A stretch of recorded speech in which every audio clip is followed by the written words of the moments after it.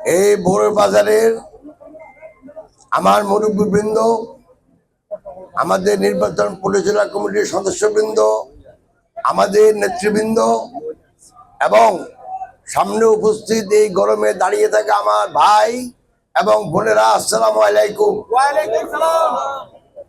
আমি এই প্রথমবারের মতো ভোটে দাঁড়িয়েছি। আল্লাহর অনুগ্রহে আমার জাতীয়তাবাদী দল বিএনপি আমাকে ধানের শীষ নিয়ে ভোট করার জন্য নমিনেশন দিয়েছেন। আপনারা যদি দোয়া করে আমার জন্য একটু দোয়া করেন এবং ধানের শীষে একটা ভোট দেন, তাহলে আপনাদের কাছে আমি চিরকৃতজ্ঞ থাকবো। বাংলাদেশের বর্তমান যে অবস্থা, এই অবস্থা থেকে উত্তরণে এবং ভবিষ্যৎ বাংলাদেশকে প্রবৃদ্ধির পথে নিয়ে যাওয়ার জন্য একটি মাত্র পার্টি আছে, যে পার্টি এই বাংলাদেশকে ভবিষ্যৎ অর্থনৈতিক প্রবৃদ্ধি বাড়াতে পারে, সামাজিক শৃঙ্খলা ফিরিয়ে আনতে পারে, সেটা হলো আমাদের বিএনপি।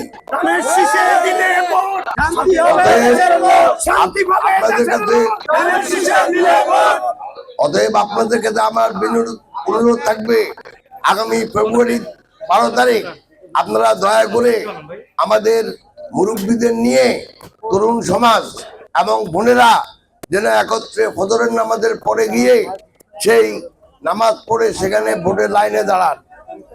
2 নম্বর হলো যে সোনাগাজী এবং দাগনভূঞা, এই দুটা উপজেলা নিয়ে একটা আসন। আপনাদেরকে আমি কথা দিচ্ছি, আল্লাহর রহমতে যদি আপনাদের দয়া সেই সুযোগ আমার হয়, তাহলে আপনাদেরকে সাথে নিয়ে এই দুটা উপজেলার উন্নয়নে আমি ত্রুটি বিচ্ছুতি করবো না।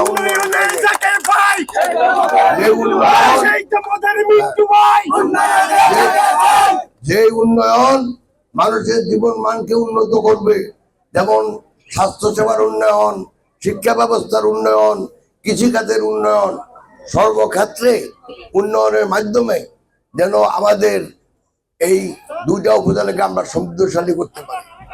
আরেকটা কথা, যে বিএনপি একটা বাংলাদেশের সর্ববৃহৎ দল, এখানে জনসমর্থন অনেক বেশি বিদায় নিজেদের ভিতরে প্রতিনিধিত্ব থাকতেই পারে, সব জায়গায় সেটা থাকে, কিন্তু প্রতিদ্বন্দ্বিতা যেন শত্রুতা পরিণত না হয়। 2 নম্বর, যে কোনো দল নির্বাচনের সময় প্রতিদ্বন্দ্বিতা যাই থাকুক, সবাই একত্রে যদি কাজ না করে, তাহলে তো আর দলের কোনো লাভ হবে না।